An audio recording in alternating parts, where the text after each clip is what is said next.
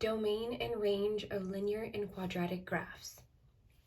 We will begin by looking at a quadratic graph and then a linear graph, and then you will practice a few on your own. Here's an example of a quadratic graph, and we need to identify the domain and range. So it says the swim team member performs a dive from a 14-foot springboard. The graph below shows the path of her dive. In this graph, we want to identify the domain first. In order to identify the domain, you want to remember where you're looking on your graph. Domain are your x values. So on your graph, you should be looking from the left to the right side of your graph. So you notice that it's restricted to only the positive values for x and y. So on the left side of my graph, I need to identify that my x value begins at 0.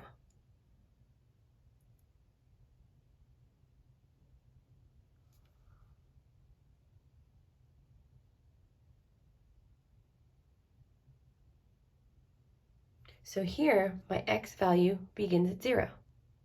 And then I want to follow this graph to the right and identify where do my x values end. Here's where my x values end. And again, you don't see those closed circles, but we understand they are there throughout this entire graph. So I know that my domain is restricted to from 0 to 8. So I know my domain will begin at 0 and it will end at 8. X is going to be all the values in between 0 and 8. And to identify the symbols, we want to see at 0 that this is a closed circle. At 8, this is a closed circle. So both of my inequalities will be less than or equal to 0 is less than or equal to x, less than or equal to 8.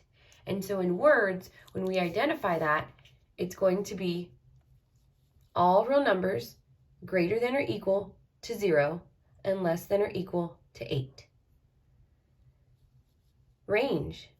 Now we need to look at the range of this graph. The range are the y values. For the range, we look from the bottom of our graph. Here at 0, the y values begin at 0, all the way to the top of my graph. This is not the top of my graph. I want to identify the top of my graph to be this maximum point. So this is going to be 23. So my y values are restricted from 0 to 23. 0 to 23. If I'm discussing the range, those are my y values.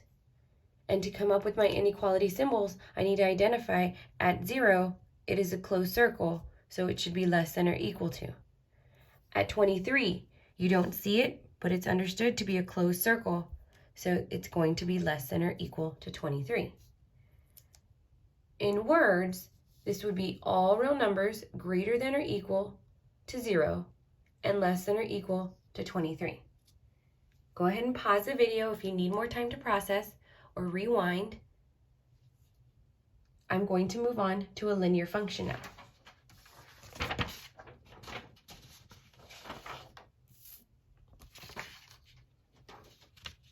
Now we have an example of a linear function. The description at the top says, a hiker is hiking down a canyon toward the canyon floor. Her height above the canyon floor, as a function of time, is shown in the graph below. So looking at our graph, we're going to go ahead and identify the domain and the range. Again, when you are looking at the domain, you are looking from the left to the right side of your graph. So on the left side of my graph, my y values begin at 0. And when I follow this graph, they end at positive 18. So I want to identify my x values to have the restriction from 0 to 18. So my domain will begin at 0 and it will end at 18. I'm discussing x, all the numbers in between there. So x goes in the middle. At each 0 and at 18, I have closed circles. So I should have less than or equal to for each one. And in words, it's all real numbers greater than or equal